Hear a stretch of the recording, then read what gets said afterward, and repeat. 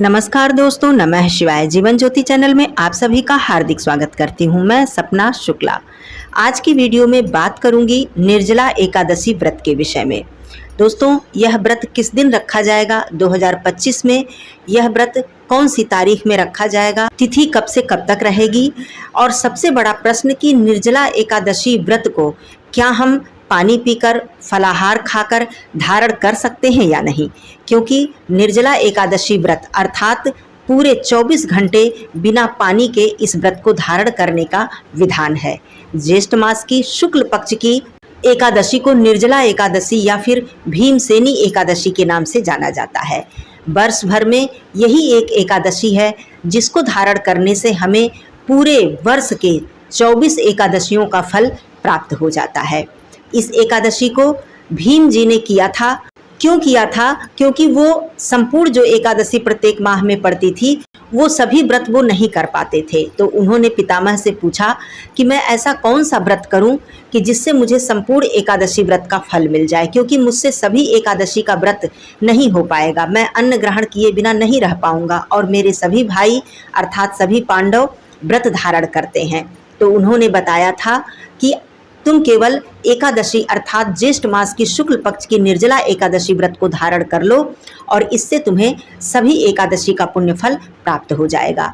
तो उन्होंने इस एकादशी व्रत को धारण करके समस्त एकादशी का पुण्य प्राप्त किया, इसीलिए इस एकादशी का दूसरा नाम भीमसेनी एकादशी भी पड़ गया। तो ये बात तो हो गई नाम के विषय में। दोस्तों, सबसे बड़ा जो प्रश्न आता है उन बहनों के लिए या फिर उन भाइयों के लिए जो बीमार हैं, जिनकी तबीयत सही नहीं है या फिर जिनकी शारीरिक शक्ति इतनी नहीं है कि वो इतनी गर्मी में, ज्येष्ठ मास सबसे ज़्यादा तपता हुआ माह माना जाता है, सबसे ज़्यादा गर्मी का माह माना जाता है, और इस गर्मी के माह में पूरे 24 घंटे बिना पानी के रहना सभी के लिए आसान नहीं है। और इस समय जैसा ये समय चल रहा है, इस समय लगभग सभी की शारीरिक स्थिति कुछ न कुछ सभी को दिक्कत है, दवाएं चल रही हैं, बहुत सारी समस्या है। तो इसमें सबसे बड़ा प्रश्न ये आता है कि कैसे हम इस व्रत को धारण करें, व्रत को छोड़ दें या फिर पानी पीकर रहें या फिर फलाहार खा लें तो इससे कोई दोष न लगे। तमाम तरह की बातें हमारे मन में आती हैं। तो इन सब भ्रांतियों को दूर करने के लिए आप लोग वीडियो में बने रहिएगा, बहुत सारे प्रश्नों के उत्तर आपको मिलेंगे।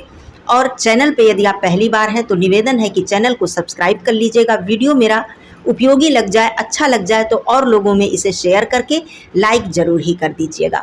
दोस्तों, आइए सबसे पहले बताती हूँ 2025 में ज्येष्ठ मास शुक्ल पक्ष की निर्जला एकादशी अर्थात भीमसेनी एकादशी 6 जून दिन शुक्रवार को धारण की जाएगी। इसकी जो तिथि है वो प्रारंभ हो जाएगी 6 जून को ही प्रातःकाल बिल्कुल भोर में 3:13 पर, और यह समाप्त होगी 7 जून को प्रातःकाल 5:02 पर, अर्थात संपूर्ण एकादशी हमें प्राप्त हो रही है। अब मैं बात करती हूँ, देखिए बहुत ज़्यादा चिंता या बहुत ज़्यादा भ्रम आपको अपने मन में नहीं रखना है। कलयुग केवल नाम आधारा, सुमिर सुमिर नर उतरहि पारा। सबसे बड़ी चीज़ होती है भगवान की भक्ति, सबसे बड़ी चीज़ होती है हमारी श्रद्धा। हम जितना भी तप कर पाएँ, अपना शारीरिक जो तप है हमारा, हम जितना भी कर पाएँ भगवान उसे स्वीकार करते हैं, लेकिन सबसे जो बड़ी चीज़ है हमारे मन में भक्ति होनी चाहिए। तो मैं उन भाई बहनों के लिए बता दूं कि आप 24 घंटे बिना पानी के नहीं रह सकते हैं, तो कितने तरीके से इस व्रत को धारण कर सकते हैं।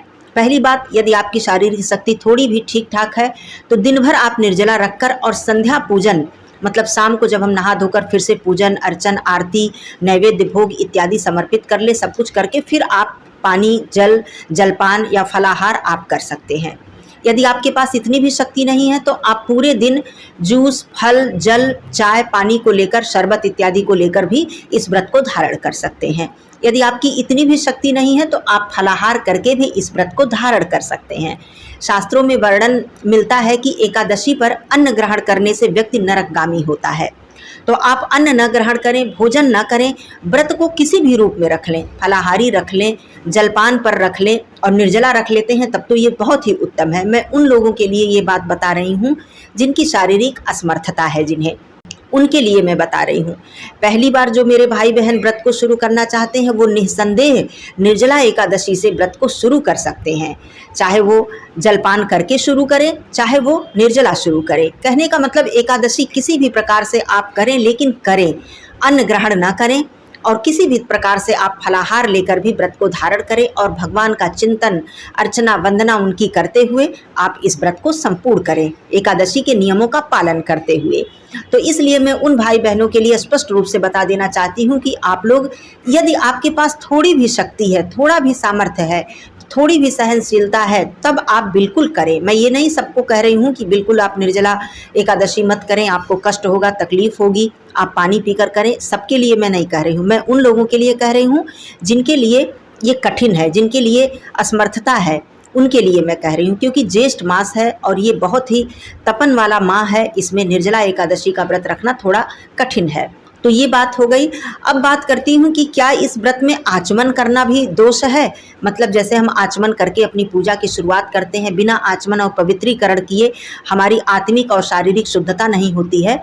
तो आचमन किस प्रकार करें, इसके लिए वर्णन मिलता है, स्कंद पुराण में भी इसका वर्णन आया है कि आचमन जब आप करें तो उड़द की जो दाल होती है, इसके बराबर पानी का बूंद आपके हाथ में, मतलब अंजुलि में होना चाहिए, और उसे आप ग्रहण करके ओम केशवाय नमः, ओम नमो नारायणाय नमः, ओम माधवाय नमः 3 बार, वो जो जल है वो आपका कंठ से नीचे न जाए, क्योंकि इतनी कम मात्रा में ये जल होगा कि आपके कंठ तक ही ये रह जाएगा, आपके अंदर मतलब पेट में ये जल नहीं जाएगा।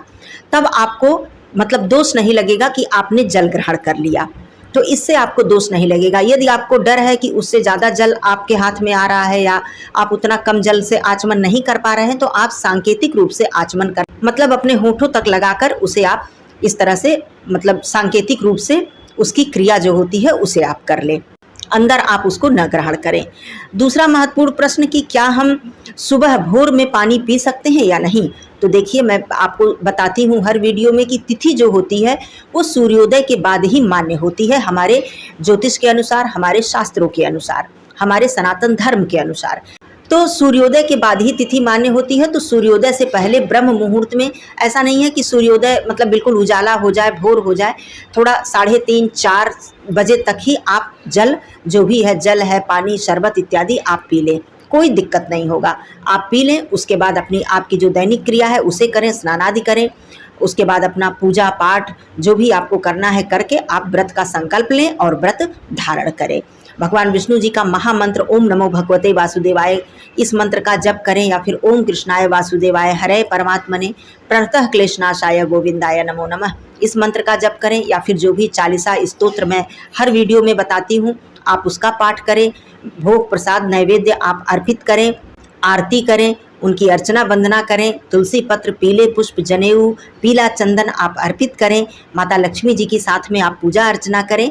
तो इस तरह से आप व्रत धारण करें। दिन में शयन ना करें, रात्रि जागरण जितना आप कर पाएँ, जितनी देर कर पाएँ आप करें। तो इस तरह से आप ये सारे नियम का पालन जब आप करेंगे तो आपको व्रत का संपूर्ण फल प्राप्त होगा, भले ही आप जलपान करके करें। दशमी का जो नियम होता है, ब्रह्मचर्य का पालन, सात्विक भोजन, चावल का सेवन आपको नहीं करना है, ये सारे जो दशमी के नियम होते हैं इनका पालन करें। ये गुरुवार 5 जून को दशमी का पालन किया जाएगा और 6 जून को हमें व्रत धारण करना है।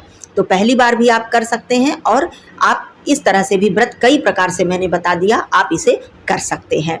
तो दोस्तों, हमारे सनातन धर्म में निर्जला एकादशी का इतना अधिक महत्व बताया गया है, जैसा कि मैंने बता ही दिया कि एक एकादशी से आपको 24 एकादशी का फल प्राप्त हो रहा है। तो आप सोचिए कि इस एकादशी का कितना अधिक महत्व है। तो आप सभी लोगों को आने वाली निर्जला एकादशी की हार्दिक शुभकामनाएं। और भी जानकारी की वीडियो मैं लाती रहूंगी, पूजन अर्चन की जो विधि है उसे भी बताऊंगी।